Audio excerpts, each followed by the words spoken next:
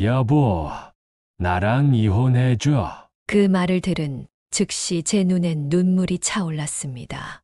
상상도 하지 못했던 단어였죠. 물론 그게 사실일 때는 이혼을 할 수도 있겠다고 생각했지만 이렇게 남편의 입으로 당장 오늘 들을 거라고는 정말 생각지도 못했죠. 복잡한 생각을 다 정리하기도 전에 남편은 담담한 말투로 계속 말을 이어갔습니다. 나에게 다른 사람이 생겼어. 미안해. 당신이 잘못한 건 하나도 없어. 다 내 잘못이야. 하지만 나는 그 사람을 만나고 내 인생을 새로 느껴. 그 사람을 사랑하고 있어. 당신한텐 정말 미안해. 하지만 이제라도 나는 새 인생을 살고 싶어. 저는 너무 기가 막혔어요. 너무 어처구니가 없어서 화도 나지 않았죠. 제 인생에 그렇게 복잡한 감정을 느낀 건 처음이었어요. 저는 떨리는 목소리로 남편에게 말했습니다. 어떻게 그렇게 쉽게 말할 수가 있어요? 내가 당신한테 그 정도밖에 안 되는 사람이었어요? 남편은 아무 말도 하지 않았어요.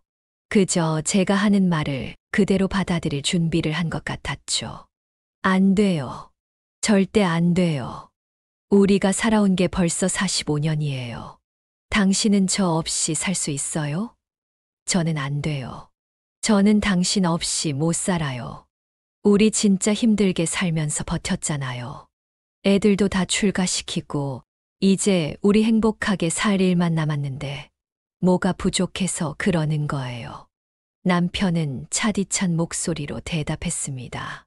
그래서 그러는 거야. 이제 우리가 책임져야 할 애들도 없으니까. 지금까지 당신한테 참 미안하고 고마워. 하지만 내 마음은 이미 정해졌어. 당신에게 할 말 없지만 내 마음을 좀 이해해줬으면 좋겠어. 뭘 이해하라는 거예요.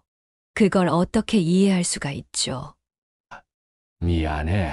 나는 더 이상 당신을 사랑하지 않는 것 같아. 하지만 좋은 친구로 남은 인생 잘 지낼 수 있을 거라 생각해. 애들도 받아들이기 힘들겠지만 언젠가 이해해 줄 거야. 남편은 그 말을 끝으로 다시 집을 나갔어요. 이게 어떻게 된 일일까요? 지금 45년 동안 같이 동거동락했던 남편이 아내에게 이혼해달라고 부탁을 하고 있는데요. 오늘은 정말 피눈물 흘리며 남편과 이혼을 해줘야 했던 한진숙님의 사연입니다. 어떤 내용의 이야기일지 바로 들어보도록 하겠습니다. 안녕하세요. 저는 동대문구에 사는 올해 71가 된 한진숙이라고 합니다. 요즘에 자주 사연을 듣고 있어요. 저와 비슷한 나이 또래의 여러분들 이야기를 들으면서 웃기도 하고 울기도 하면서 삶의 위로를 받고 있습니다. 이렇게 도움만 받다가 저도 여러분께 제 이야기를 들려드림으로써 조금이나마 누군가에게 도움이 됐으면 하는 바람에 이렇게 사연을 쓰게 되었어요. 제가 오늘 여러분께 들려드릴 제 이야기는 45년 동안 함께 해온 제 남편이 어느 날 이혼을 하자고 한 이야기예요. 그 이유는 남편에게 다른 사람이 생긴 것이더라고요. 만나는 사람도 굉장히 충격적인 사람이었어요. 제 인생 말년에 있었던 이야기를 끝까지 들어주시고 제가 내린 결정이 잘한 것인지 다른 결정을 했어야 했는지 여러분의 생각을 말씀해 주시면 감사하겠습니다. 남은 인생 여러분의 많은 조언들을 가슴에 새기며 살아갈게요. 그럼 이야기 시작하겠습니다. 저희 45년 세월이 이렇게 무색할 수 있을까요? 제 이야기를 시작하려면 남편을 만나게 됐을 때로 돌아가야 합니다. 저는 서울 토박이에요. 서울 여러 군데를 옮겨 다니며 살긴 했지만 서울에서 벗어나진 않았죠. 굉장히 평범하게 산 인생이었죠.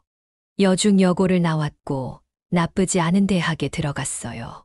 아버지가 사업을 하셨는데 벌이가 나쁘지 않으셨거든요.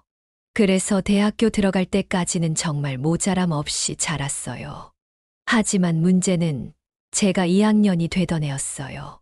아버지가 사업을 확장하시다가 부도가 나버렸지 뭐예요. 그래서 한순간에 저희 집은 폭삭 망해버렸고 단칸방으로 이사를 가게 되었어요. 집도 팔고 가게도 팔아야 했죠.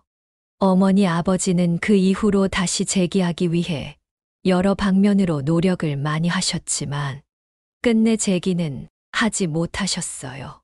저는 그로 인해 학교를 쉬면서 계속 일을 해야 했죠.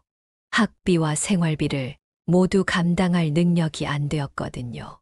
공부를 그렇게 잘하는 편도 아니라 장학금을 노릴 수도 없었고요. 저는 작은 회사에 격리로 취직을 하게 되었어요. 할 수 있는 게 많지 않더라고요. 저는 거기서 남편을 만나게 되었습니다. 저보다 3살 연상이었죠. 저희 회사와 거래처 관계였던 다른 회사의 직원이었는데 자주 저희 회사에 오다 보니 친해지게 되었고 우연하게 같이 밥 먹을 기회가 있어서 먹었다가 서로 눈이 맞아버렸죠. 그때를 생각하면 아직도 많이 설레요. 그 남자는 남자답게 생긴 외모에 어울리지 않는 굉장히 다정한 사람이었죠. 더군다나 말을 굉장히 청산유수처럼 잘했습니다. 남편에게 한 번 빠지게 되면 빠져나오기가 쉽지 않았죠. 눈도 굉장히 크고 깊어서 그의 얼굴을 뚫어지게 쳐다보는 것만으로도 기분이 좋았으니까요. 하지만 남편도 집안 사정이 그리 좋지는 않았습니다. 하지만 저희는 둘이 함께 할 수 있는 것만으로도 좋았죠. 그래서 동거를 시작했습니다. 그때는 경제적으로는 굉장히 힘들었지만 서로를 의지하며 행복한 미래를 꿈꾸던 시기였죠. 아직도 추운 겨울에 서로 꼭 껴안은 채로 서로의 온기를 느끼며 추위를 견뎠던 기억이 나네요.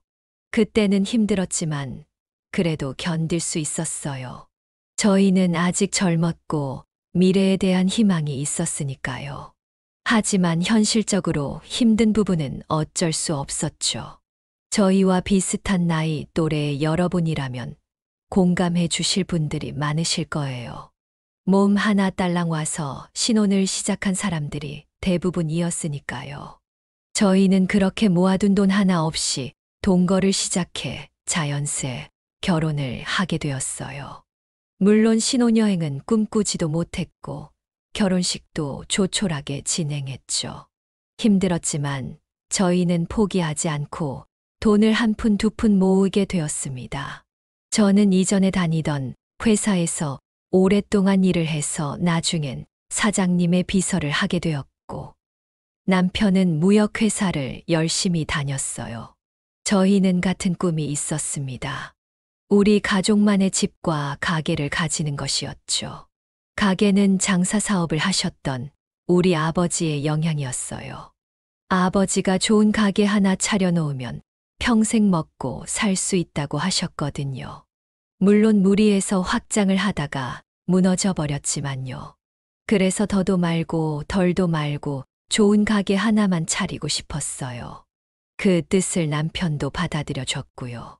그래서 저희는 한 푼 두 푼 모은 돈으로 집보다 먼저 가게를 차렸습니다. 어머니의 요리법과 아버지의 사업적인 조언을 가지고서는 저희는 맛있는 족발집을 차리게 되었어요.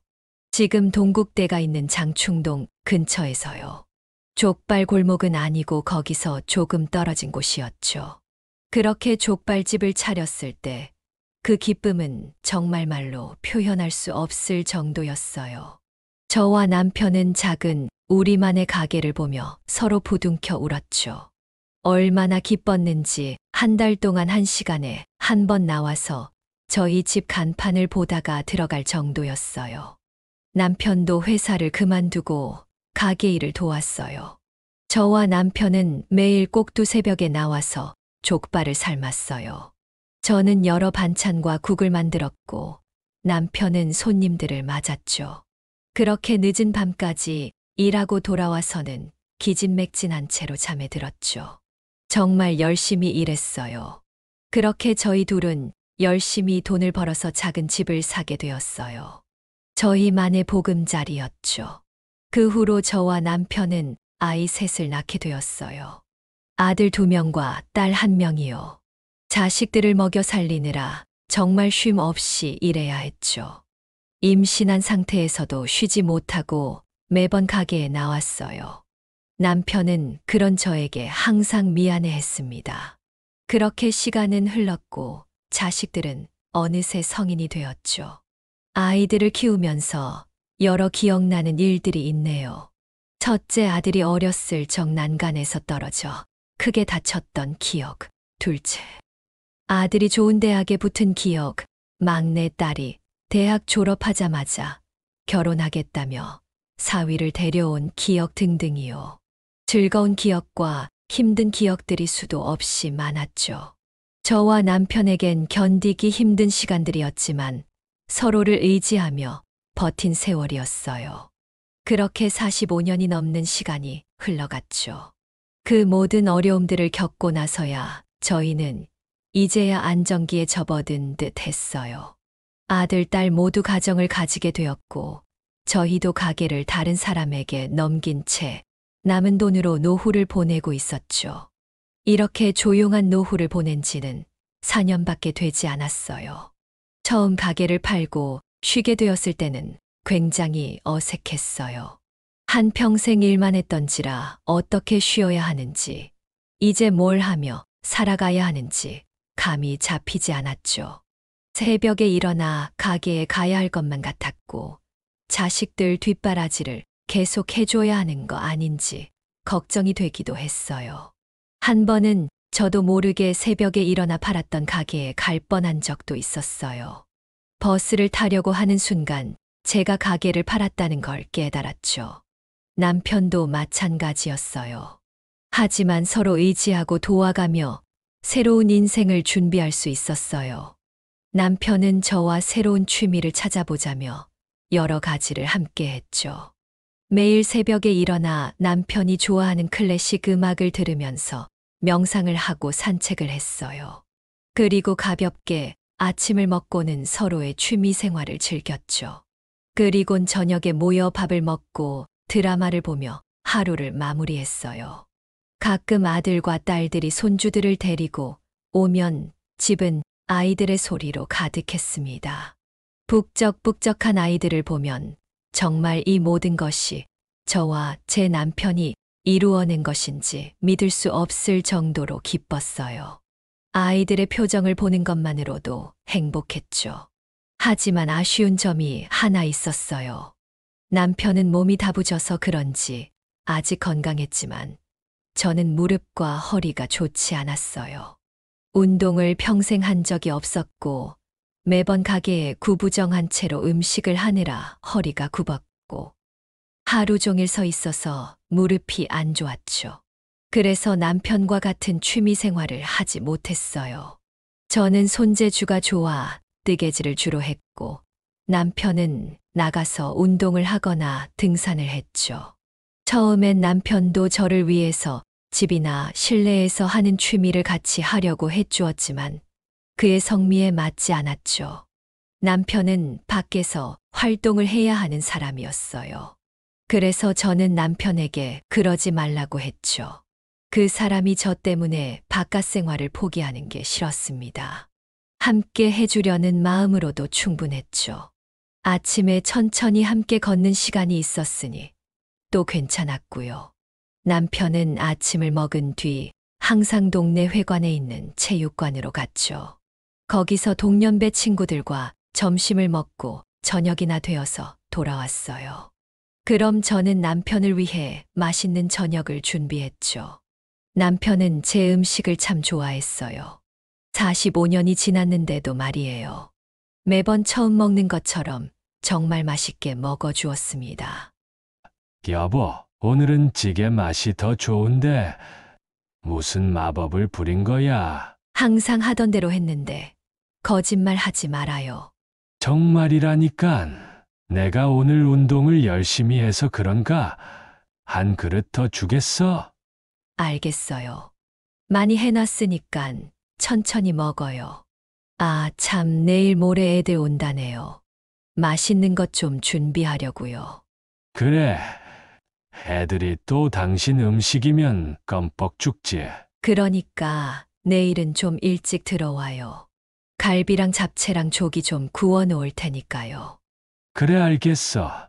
뭐 사다 줄 거 있어? 제가 내일 아침 쪽지에 적어서 줄게요.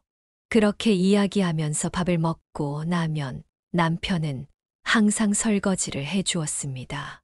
제가 해도 된다고 말해도 남편은 항상 젊어서 고생시킨 게 미안하다면서 대신 설거지를 해 주었어요. 남편은 설거지를 하면서 하루 동안 있었던 일, 만났던 친구들 이야기를 저한테 해 주었죠. 워낙 말을 잘하는 사람이라 매일 다를 것 없는 이야기지만 매번 처음 듣는 것처럼 재밌었어요. 그렇게 제가 음식 준비를 하다 보면 가까이 사는 작은 아들과 며느리, 그리고 손자 두 놈이 집에 왔습니다. 둘 다 초등학생인데 할아버지를 참 잘 따랐죠. 할머니, 할아버지, 저희 왔어요. 아이고, 우리 강아지들. 어여 들어오거라. 배 많이 고프지? 먼저 놀고 먹으면 안 돼요? 그럼 그럴까? 뭐 하고 놀아줄까? 남편은 손자들이 놀자는 대로 다 맞춰주었고 저는 그 모습을 보면서 흐뭇해했습니다. 그렇게 아들네가 집에 가면 저와 남편은 잘 준비를 하면서 하루 동안 있었던 일을 서로 이야기했죠. 애들이 정말 쑥쑥 크는 것 같아요. 그쵸? 그러니까 말이야. 예전엔 가뿐히 들었던 것 같은데 오늘 아느니까 꽤 무겁더라고. 당신이 나이 든 거 아니고요? 무슨 소리야 나는 절대 안 늙어. 알통 만져봐봐. 됐어요. 농담이에요. 이렇게 실없는 소리를 하면서요. 남편이 밖에 나가 있을 땐 저도 가끔 주변 할머니들을 만나러 집 앞 정자로 나갔어요. 또래 친구들이 그곳에 항상 모였거든요. 그럼 서로의 남편이나 자식 이야기들을 하며 시간을 보냈죠. 남편 이야기를 할 때마다 많은 사람들은 저를 부러워했어요. 남편이 집안일을 도와준다고 하면 다들 소스라치게 놀랐죠. 그리고 남편은 제 주변 사람들을 만날 때도 항상 밝았고 말솜씨를 이용해서 사람들을 즐겁게 해줬어요. 그래서 제 남편은 어딜 가나 인기가 많았죠. 45년을 함께 했지만 저는 아직도 남편이 너무나 좋았어요. 제가 운이 참 좋은 사람이라고 느꼈죠. 남편에게 의지를 많이 했기에 남편이 없는 삶은 상상도 하지 못했습니다. 지금의 삶에 굉장히 만족했고, 이렇게 살다가 조용히 남편과 한날, 한시에 세상을 뜨는 게 저의 유일한 바람이었어요. 하지만 인생은 제가 원하는 대로 흘러가게 두지 않더라고요. 겨울이 지나고 막 푸릇푸릇한 잎이 돋아나는 봄이 되었을 때였어요. 조금씩 일상의 변화가 생겼습니다. 남편이 점점 밖에 있는 시간이 길어진 것이었어요. 처음엔 많은 차이를 느끼지 못했지만 시간이 지날수록 1시간, 2시간씩 늦어지더니 나중에는 밤 늦게 와서 저 혼자 저녁을 먹은 적도 있었죠. 왜 늦었냐고 물으면 남편은 아무 티를 내지 않고 저에게 말했어요. 아니 옆에 김영감이랑 장기 내기를 하다 보니까 시간 가는 줄 몰랐네. 오늘은 임영감이 게이트볼을 치자고 해서 좀 늦었어. 연락 미리 못해서 미안해요. 이런 식의 이야기였죠. 항상 다른 이유가 생겼어요. 하지만 더 중요한 건 남편이 집에서 나갈 때였어요. 이전에는 편한 옷을 주로 입었다면 언제가부터는 운동복이라기엔 격식을 차린 느낌의 옷을 많이 입기 시작했죠. 잘 바르지 않던 무스를 바르고 빗으로 머리를 단정하게 넘기고 어떨 때는 아들이 선물로 준 향수까지 뿌리고 나갔습니다. 제가 왜 이렇게 멋을 부리냐고 물으면 요즘 멋부리는 것을 알게 되었다고 다른 영감들도 그렇다고 이야기를 했죠.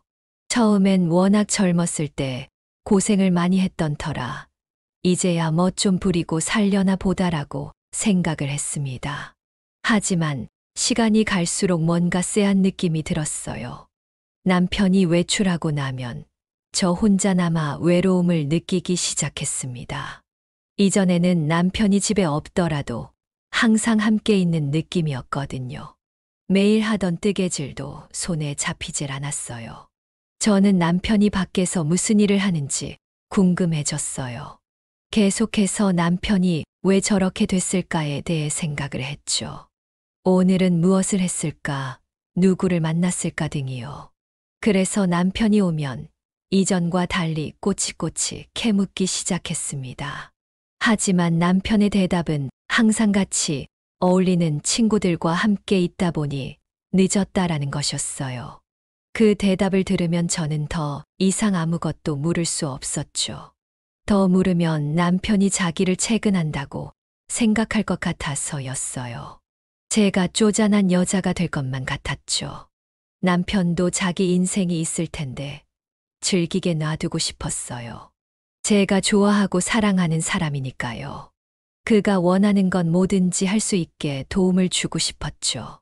그래서 저는 남편이 누구를 만나 무엇을 하는지 궁금했지만 스스로를 다독이며 참았습니다. 하지만 그 쎄한 마음은 쉽게 없어지지 않더라고요. 밤에 잠도 잘 오지 않았습니다. 남편이 자는 사이 거실 소파에 앉아 밖을 바라보며 이런저런 생각에 잠겼던 것 같아요. 생각을 하면 할수록 불안한 마음은 제 마음 속에서 계속해서 용솟음 쳤죠. 제 마음은 항상 두 개로 나누어졌습니다. 천사와 악마처럼요. 한편으로는 평생 저만 바라봐줬던 남편을 의심하는 게 미안하다는 마음과 또 한편으로는 남편이 저 몰래 다른 사람을 만나고 있는 건 아닐까 하는 의심이었죠. 하지만 저는 이 마음을 남편에게 쉽사리 말하지 못했습니다. 제가 의심했다는 것을 남편이 알게 되면 저에게 실망을 할 것 같아서였어요. 그렇게 시간은 점점 흘렀습니다. 남이 봤을 때는 달라진 것 없는 저와 남편의 일상이었지만 그 사소한 분열은 저만 느낄 수 있었어요. 남편에 대한 의심과 죄책감 사이에서 저는 혼자 점점 시들어가고 있었습니다. 곤히 자는 남편의 얼굴을 보면 저의 갈등은 더욱 심해졌죠. 이대로 가다간 저 혼자 지쳐 쓰러질 것만 같았어요. 남편은 점점 밖에서 보내는 시간이 많아졌고 저의 눈을 제대로 쳐다보지 못했어요. 그러던 어느 날이었어요. 남편은 저에게 친구들과 등산을 다녀오겠다면서 늦는다고 먼저 이야기를 했어요. 저는 당연히 늦어도 저녁 때는 들어올 거라 생각했지만 새벽이 되어서야 들어오더라고요. 저는 자는 척을 했습니다. 남편은 몰래 씻더니 제 옆에 누워 잠을 청했어요. 남편에게서 처음 맡아보는 냄새가 났습니다. 그 냄새는 분명 남자에게서 날 만한 냄새는 아니었죠. 저는 그 냄새를 맡고 더 이상 참을 수 없었어요. 그래서 남편이 자는 것을 확인한 뒤 남편의 휴대폰을 몰래 가지고 거실로 나왔어요. 나쁜 짓을 하는 것만 같아 손이 덜덜 떨렸습니다. 저는 남편의 휴대폰을 켰고 비밀번호를 입력했어요. 제가 알기론 남편의 모든 비밀 전호는 제 생일이었죠. 하지만 제 생일을 입력하자 틀렸다는 문구가 떴어요. 저는 매우 당황했습니다. 남편의 생일을 쳐도 아들과 딸의 생일을 쳐도 틀렸다는 문구가 떴습니다.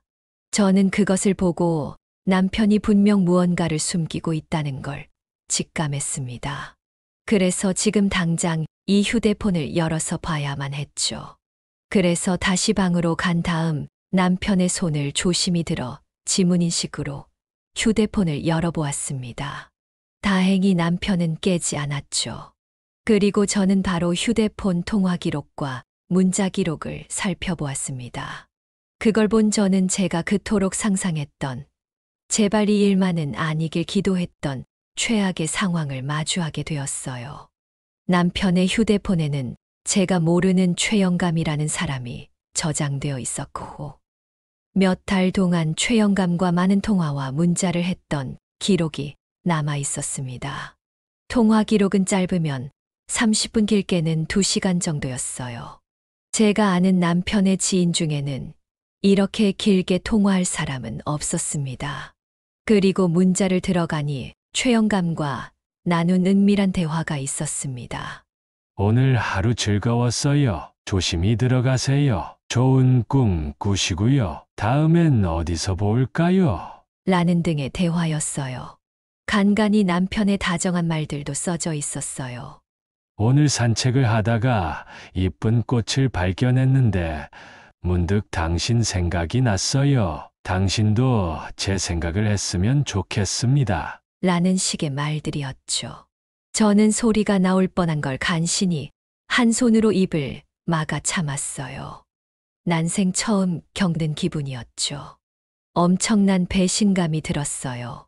저 말고 다른 여자에게 보내는 다정한 편지라니요. 점점 목이 메어왔고 눈에선 눈물이 흘렀어요.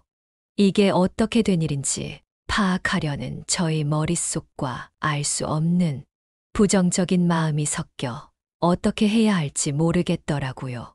하지만 남편이 연락하는 이 사람이 누군지는 꼭 알아내고 싶었어요. 그래서 번호를 옮겨 적으려고 하는데 남편이 잠에서 깨서 거실로 나오는 게 아니겠어요. 저는 너무 당황해서 휴대폰을 소파 사이에 숨기고 재빨리 눈물을 닦았죠. 여보, 안 자고 뭐해? 잠이 안 와서요. 저 때문에 깼어요? 아니, 갑자기 목이 말라서 물 마시고 다시 자려고. 당신 울었어? 울다니요. 그냥 이런저런 생각하고 있었어요. 얼른 자야 내일 또 힘차게 하루를 보내지. 나도 오늘 산 오르느라 무리를 좀 했더니 몸이 피곤하네. 오늘 등산 다녀온 거 맞아요? 뭐라고? 아니에요. 얼른 자요. 저도 곧 잘게요. 근데 내 휴대폰 어디 있는지 봤어? 분명 머리맡에 두고 잔 것 같은데. 아, 여기 있어요. 소파 위에 있던 거요? 그래. 내가 깜빡하고 거기다 뒀나 보네. 나이 들면 이게 문제야. 고마워. 당신도 얼른 들어와서 자. 네. 잘 자요. 여보. 저는 휴대폰을 남편에게 주고는 조용히 남편 옆으로 가서 누웠죠. 저는 곤히 잠자고 있는 남편의 얼굴을 봤어요. 나이가 들었지만 여전히 잘생겼더라고요. 이렇게 순하게 자고 있는 제 남편이 어떻게 다른 여자와 바람을 필 수 있는지 정말 혼란스러웠습니다. 최영감이라는 그 사람이 다른 여자인 것은 확실하지 않았지만 제 직감으로는 무조건이었어요. 그 사람은 도대체 누굴까? 정말 남편이 바람을 피운 걸까? 내일 직접 물어봐야 할까? 등 여러 생각이 제 머릿속을 맴돌았습니다. 저는 그때만 해도 제가 오해하는 걸 수도 있다고 진지하게 생각했어요. 그렇게 저는 거의 밤을 지새운 채 다음 날을 맞이하게 되었어요. 이제 저에게 보이는 남편은 그 전의 남편과 다른 사람이었죠. 남편은 이전과 다르지 않게 행동을 했고 저는 그 모습이 모두 가짜처럼 느껴졌어요. 하지만 저 또한 남편에게 말하지 못했습니다. 아직 확실한 증거를 찾아내지 못한 이유도 있었고 제가 오해한 걸 수도 있으니까요. 그래서 저도 마치 아무 일도 일어나지 않은 것처럼 연기를 했습니다. 그치만 이미 제 머릿속엔 그 최영감으로 가득 차버렸죠. 지금에야 그날을 후회하고 있습니다. 그때 제가 먼저 남편에게 그 사실에 대해 물어봤다면 이렇게까지 제가 상처받지는 않았을 테니까요. 하지만 그때는 정말 어떻게 해야 할지 감이 잡히지 않았어요. 저는 계속해서 갈등해야 했습니다. 남편을 믿어야 하나 아니면 진실을 밝혀야 하나. 그 두 마음 사이에서요. 저는 며칠 동안 잠을 자지 못하고 고민했습니다. 남편도 그런 저를 걱정하는 척했지만 제가 봤을 때 남편은 그런 척만 하는 것이고 진심은 다른 곳을 생각하는 듯 했어요. 저는 제가 이렇게 혼자서 지쳐가는 걸 견딜 수가 없었죠. 그래서 저는 남편에게 진실을 물어보기로 했어요. 저는 최악의 상황을 대비하며 마음의 준비를 했습니다. 만약 그 최악의 상황이 맞다면 저는 이제 어떻게 살아야 하나 걱정이 됐어요. 만약 내가 오해한 거라면 나는 나 스스로를 용서할 수 있을까도 걱정이 되었죠. 그것 말고도 여러 걱정이 저를 뒤덮었어요. 바람핀 게 사실이라면 남편을 용서해야 할까? 아니면 이혼을 해야 할까? 아들과 딸들에게는 어떻게 말을 해야 하지? 이 사람이 나를 아직 사랑할까? 내가 부족했던 거면 어떡하지 등등이요. 하지만 이 모든 건 나중이었죠. 진실을 알아야 하는 게 먼저라고 생각했습니다. 그렇게 다음 날이 되었고, 저는 여김없이 외출하는 남편에게 말했어요. 여보, 오늘은 좀 일찍 들어와요. 무슨 일 있어? 나 좀 늦을 것 같은데. 최대한 일찍 들어와 주세요. 할 말이 있어요. 남편은 찝찝한 표정으로 집을 나섰습니다. 남편도 제 말에서 무언가를 느낀 듯 했어요. 그렇게 저는 하루 종일 안절부절하며 남편을 기다렸습니다. 남편이 들어올 시간이 되자 심장이 빠르게 뛰더군요. 저는 무교지만 세상에 있는 모든 신에게 기도를 했습니다. 제발 제가 생각한 최악의 일이 사실이 아니게 해주세요.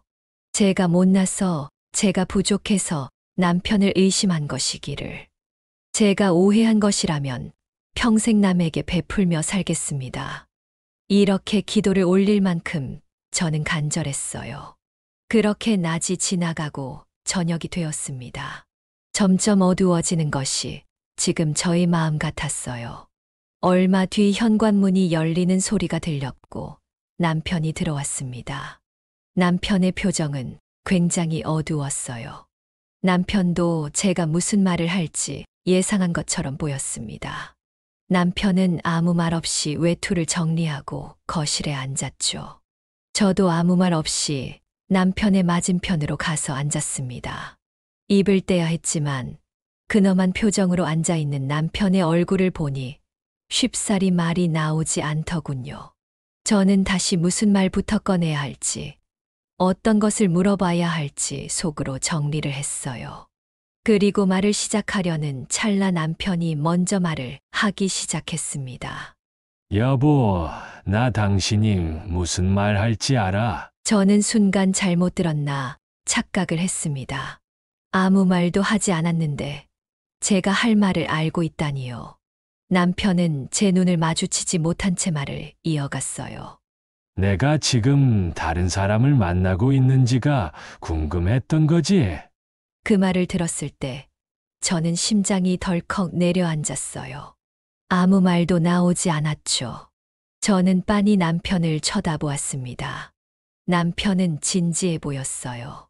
그 다음에 말한 것이 제 인생 최악의 말이 될 줄은 그땐 몰랐습니다.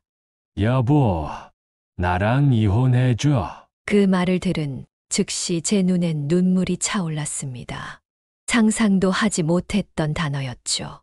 물론 그게 사실일 때는 이혼을 할 수도 있겠다고 생각했지만 이렇게 남편의 입으로 당장 오늘 들을 거라고는 정말 생각지도 못했죠.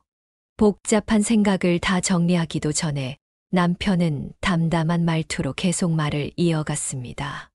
나에게 다른 사람이 생겼어. 미안해. 당신이 잘못한 건 하나도 없어. 다 내 잘못이야. 하지만 나는 그 사람을 만나고 내 인생을 새로 느껴. 그 사람을 사랑하고 있어. 당신한텐 정말 미안해. 하지만 이제라도 나는 새 인생을 살고 싶어.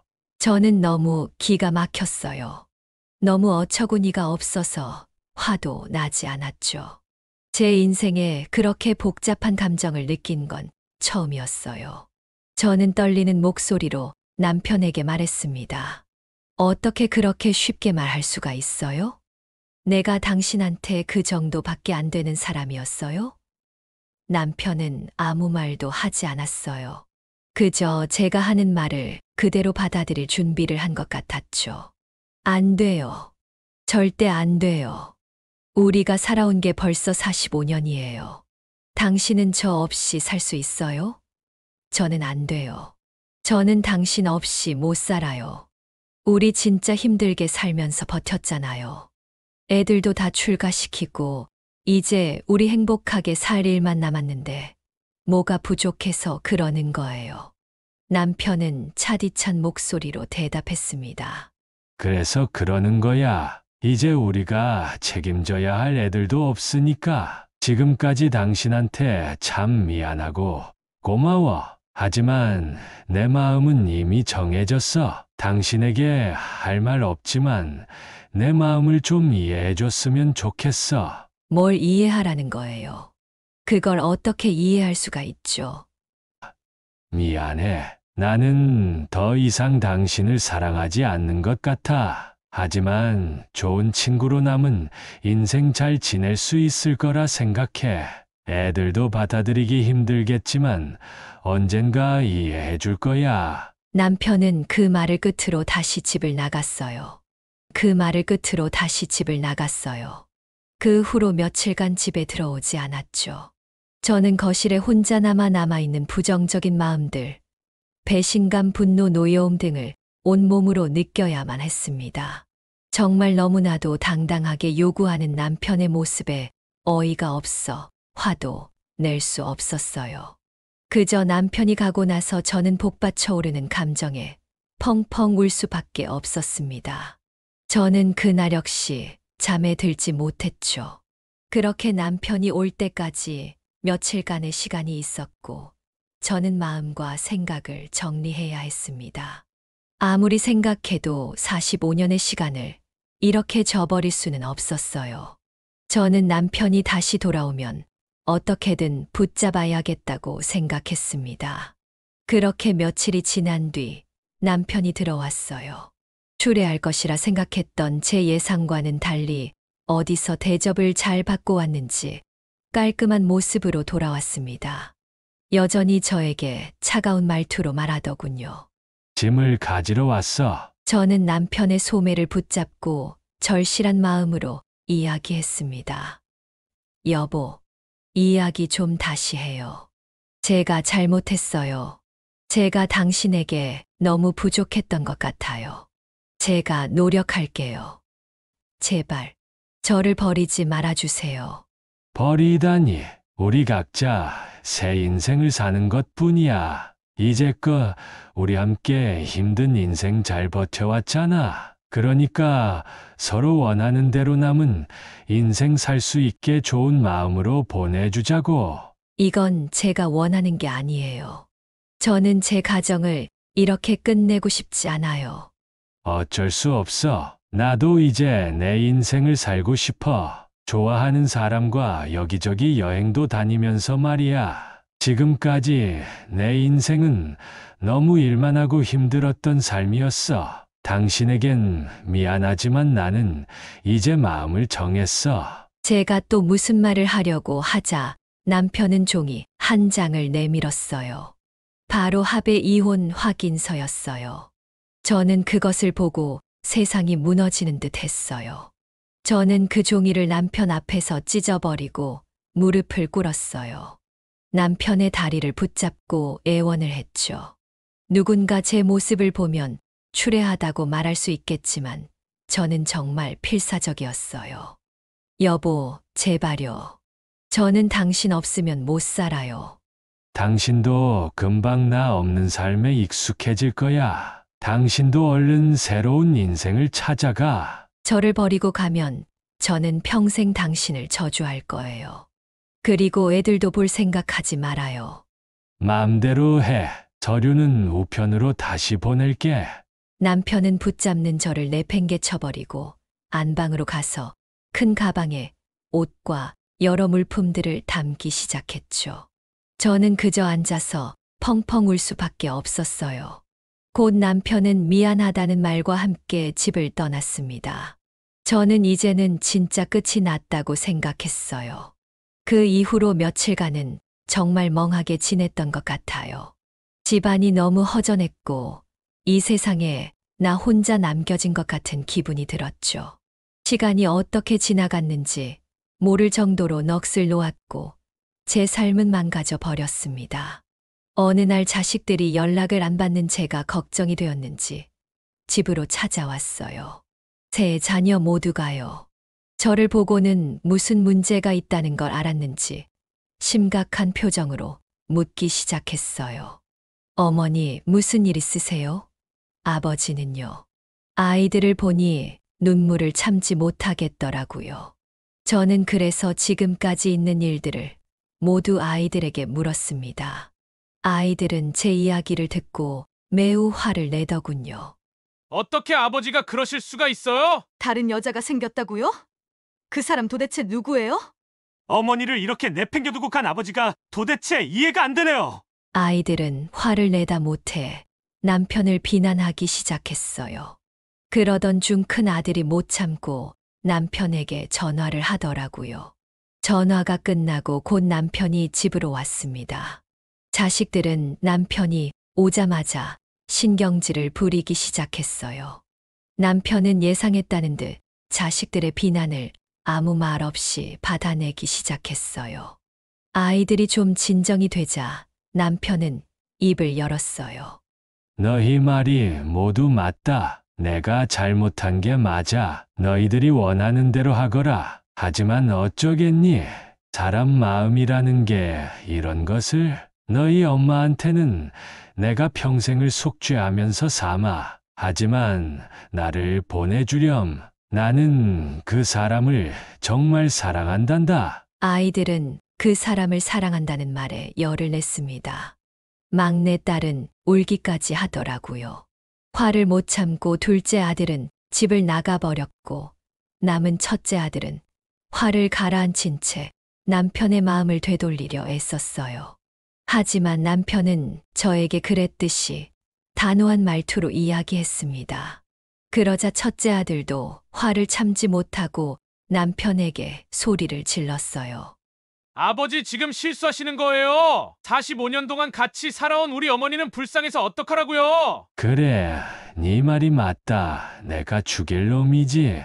하지만 어쩔 수 없단다. 나는 이미 마음을 정했어. 너희들에게도 미안하구나. 아들은 그런 남편의 말에 더욱 격분을 했어요. 딸은 남편의 마음을 돌릴 수 없다는 것을 알았는지 조용히 있었죠. 저는 그저 그 모습을 바라볼 수밖에 없었습니다. 제가 사랑하고 자부심으로 여겼던 가족이 이렇게 망가지는 걸 보는 것은 정말 힘든 일이었어요. 그렇게 우리 가족은 냉랭한 분위기가 감돌았어요. 아무도 원하는 걸 얻지 못한 자리였죠. 그렇게 며칠이 지나도 남편은 집으로 돌아오지 않았습니다. 자식들은 제가 걱정됐는지 자주 집으로 찾아와 위로를 해주었죠. 하지만 아무런 말도 저에게 위로가 되지 않았어요. 저는 그때까지도 남편을 포기할 수 없었어요. 다시 원래의 우리 가족으로 되돌릴 수 있다고 생각했습니다. 저는 남편에게 문자를 보냈어요. 기다릴게요. 당신 원망 안 해요. 언제든 돌아와요. 하지만 남편에겐 냉랭한 답변만이 왔습니다. 기다리지 마. 이제 받아들여야 해. 그렇게 일주일이 지나고 2주가 지나고 한 달이 되었어요. 저는 충격적인 이야기를 들어야 했습니다. 바로 그 최영감이라는 사람이 누구인지 알게 된 것이었죠. 그 사실을 알게 된 건 제가 정말 오랜만에 집 앞 정자에 갔을 때였어요. 그때 평소 친하게 지내던 할머니가 저에게 말해준 것이었죠.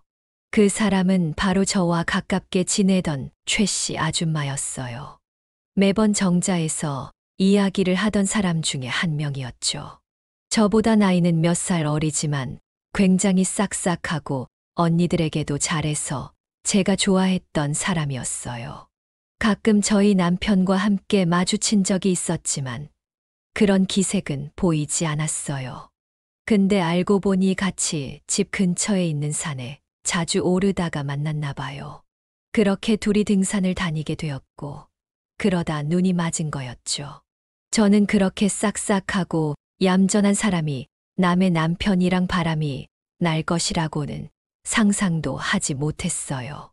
정말 울분이 치밀어 올랐죠. 내가 그 사람보다 못한 게 뭐라고라는 생각이 들면서 말이에요. 저는 그날 하루 종일 정자에 앉아 풍경을 바라보았어요. 날씨는 점점 따뜻해졌지만 제 마음은 여전히 겨울과 같았죠. 제 지난 인생들이 머릿속에서 스쳐가더군요. 처음 남편을 만났을 때, 가게와 집을 샀을 때, 아이들을 낳았을 때, 아이들을 대학에 보내고 결혼시켰을 때 등등요. 너무하게도 행복한 기억들만 남아있더라고요. 그 모든 것이 한순간에 무너졌다는 생각이 드니 자책감이 세게 들었어요. 내가 무엇을 어디서부터 잘못했는지 모르겠더라고요. 그때 제 옆에 있던 할머니가 저를 꼭 안아주었습니다. 저는 그녀의 품에 안겨 펑펑 울었죠. 그날 집에 도착해서 저는 남편을 놓아주기로 결심했습니다. 아무리 제가 붙잡으려고 해도 잡히지 않을 것이었고, 이 모든 것이 제 집착이라고 생각했기 때문이었어요. 차라리 이렇게 된 거 제가 사랑했던 사람이니 좋은 방향으로 놓아주자라고 생각했고, 저도 제 인생을 찾아보자라는 생각이 들었어요. 그래서 저는 남편이 보낸 합의 이혼서에 도장을 찍어 남편이 보낸 주소로 우편으로 보냈어요. 며칠 뒤 남편에게서 연락이 와 만나자고 하더군요. 그래서 집 근처 카페에서 만나게 되었죠. 저는 남편의 얼굴을 제대로 쳐다보지 못했어요. 하지만 할 말은 해야 했죠. 여보, 당신이 누구 만나는지 다 알게 되었어요. 하지만 괜찮아요. 더 이상 묻거나 잡지 않을게요. 내가 사랑했던 당신이니까 당신이 원하는 대로 보내줄게요. 하지만 이것만은 기억해요. 제가 당신을 놓은 게 아니라 당신이 나를 놓은 거예요. 나중에 다시 원하더라도 돌아올 수 없어요. 남편은 그런 저를 보고 처음으로 눈물을 흘렸습니다. 고개를 푹 숙인 채 아무 말도 하지 못하더라고요. 그렇게 저희는 서로 마주 앉아 아무 말도 하지 않은 채 눈물만 흘렸죠. 잘 살라는 마지막 말과 함께 헤어진 우리였습니다. 집에 오는 길은 제 마음과 다르게 참 맑았어요. 저 빼고 모든 사람이 행복해 보였죠. 저는 집에 오자마자 잠이 들었어요. 지금까지 마음 고생하느라 오랫동안 충분히 잠을 자지 못했었거든요. 뭔가 마음의 짐이 덜어진 것만 같았어요. 아무것도 신경 쓰지 않고 잠에 들었죠. 그렇게 저는 하루를 꼬박 자고 일어났어요. 밖은 여전히 밝더군요. 그것을 보고 저는 이제 제 인생을 챙겨야겠다고 생각했어요. 남편도 자기 인생 찾아서 가는데 나라고 못할 것 있냐는 마음이었죠. 앞으로 남은 인생에 어떤 일들이 있을지는 모르지만 일단 한 걸음 내디뎌 보자는 마음이었습니다. 이후로 남편과의 이혼은 절차에 따라 착착 진행이 되었어요. 남편은 미안했나 본지 제가 원하는 대로 다 맞춰주었어요. 재산도 정확히 절반씩 나누었고 아파트도 저에게 넘겨주었죠. 마지막 날 법정에서 만난 남편과 저는 어떤 표정을 지어야 할지 몰랐습니다. 남편은 저에게 먼저 손을 내밀었고 저는 손을 잡지 않고 남편을 안아주었어요. 그리곤 말했죠. 잘 살아요. 행복하게. 남편은 절 보고 웃어주었어요. 정말 이제 남편과 남남이 되고 나서 집에 오는 길은 저도 모르게 후련했습니다. 가슴에 어느 부분이 도려져 나간 듯한 허전함은 있었지만 그래도 참을만 했어요. 며칠 뒤 저는 최 씨 아줌마를 길 가다 마주쳤어요. 최 씨 아줌마는 저를 보고 황급히 피하기 시작했죠. 저는 피하지 않았어요. 제가 부끄러운 건 아니었으니까요. 저는 이제 제 인생을 살기로 결심했기에 그 사람은 저와 아무 상관도 없었어요. 만약 이전이었다면 당장 머리채부터 잡았을 텐데 말이에요. 별로 화가 나지 않더라고요. 그렇게 45년의 결혼 생활을 마무리하고 저는 새로운 삶을 시작했습니다. 처음엔 무엇을 할지 모르겠더라고요. 매일 같이 있던 사람이 없으니 소파에 앉아 멍하니 밖을 바라보고 있다거나 눈에 들어오지도 않는 텔레비전을 켜서 하루를 보냈죠. 하지만 이렇게 살다가는 제 인생이 망가질 것 같았어요. 그래서 저는 무작정 밖으로 향했죠. 그리고 걸었어요. 힘들어서 못 걸을 때까지요. 그렇게 땀을 많이 흘리니 기분이 맑아지더라고요. 그래서 저는 운동을 해야겠다고 생각했어요. 그래서 무릎을 많이 쓰지 않는 게이트볼을 시작했죠. 처음엔 어려웠지만 동네 친구들이 친절하게 가르쳐 주어서 금방 익히게 되었어요. 익숙해지니 그렇게 재밌을 수가 없더라고요. 그래서 저는 매일 나가서 운동을 했고 그 모습을 본 자식들도 저를 보고 걱정을 좀 덜었다고 하더군요. 제 얼굴에 생기가 돌기 시작했다면서요. 정말 그런가 하고 제 얼굴을 보니 정말 이전보다 밝아진 것 같았어요. 그리고 저는 소설 읽는 재미에 푹 빠져 살았어요. 소설 속에 사는 사람들은 저 못지않게 힘들게 살더라고요. 소설을 보면서 나만 힘들게 사는 것이 아니구나라는 것에 대해 위로를 받기 시작했어요. 평생 책을 읽지 않은 제가 미울 정도였죠. 저는 매일매일 동네 도서관에 가서 책을 읽었고 동사무소에서 하는 소설책 읽기 모임에도 가입해서 매주 나갔어요. 물론 기쁘기만 했던 건 아니었습니다. 가끔 남편의 흔적을 집에서 발견하는 날에는 우울하기도 했죠. 하지만 그건 잠시뿐이었습니다.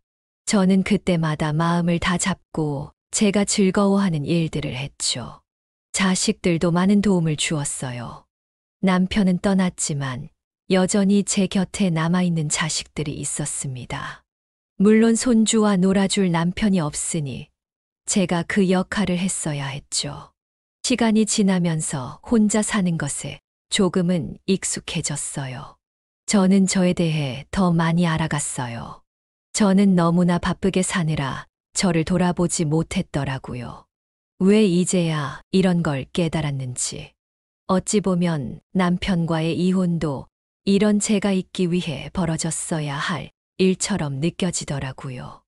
마치 하늘에 있는 누군가 저를 위해 이런 일을 계획한 것처럼요.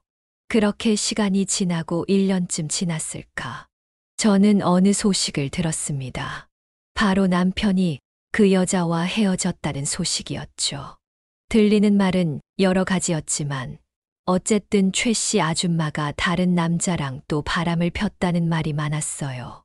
저는 그 이야기를 듣고 기쁘지 않더라고요. 저와 같은 상처를 받고 있을 남편 생각에 신경이 쓰였죠. 후련할 것 같았는데 말이에요.